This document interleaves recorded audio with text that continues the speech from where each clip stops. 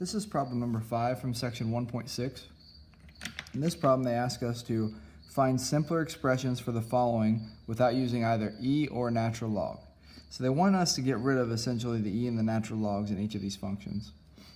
Now we know from our log laws that if we have a base raised to the same log base, that cancels. That's from our log laws. And we can see that those log laws are written right here. So we have b to log base b of k. Well, that's just going to equal k that's in the inside. So we're going to use this law number 5 to do the cancellation here in part A. So part A, we can write this as e to the natural log 8.8. Well, we have e to the same base, right? E to the logarithm of the same base. So these two things cancel, leaving you just with 8.8 for an answer for part A. Now for part B, it looks like we could do the same thing, except we have this negative in the exponent. The first thing we need to do is we need to deal with that negative in the exponent by taking this exponent and essentially moving the entire exponential to the bottom of a fraction. So because we have a negative exponent, where our exponent rules say that actually should be written as 1 over e to the natural log of 8x squared.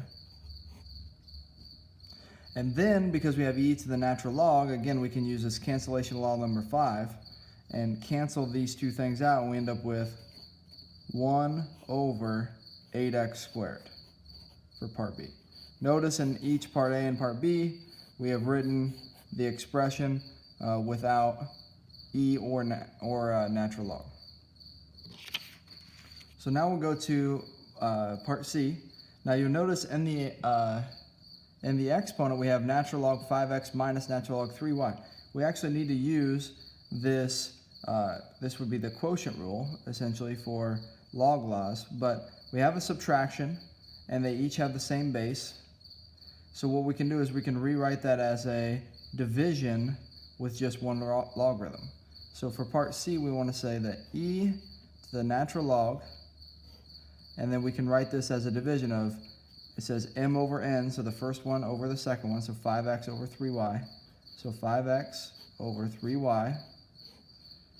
And then for part C, we can now use our cancellation law, e to the natural log, and that's cancellation law number 5, and we end up with 5x over 3y. So the key with this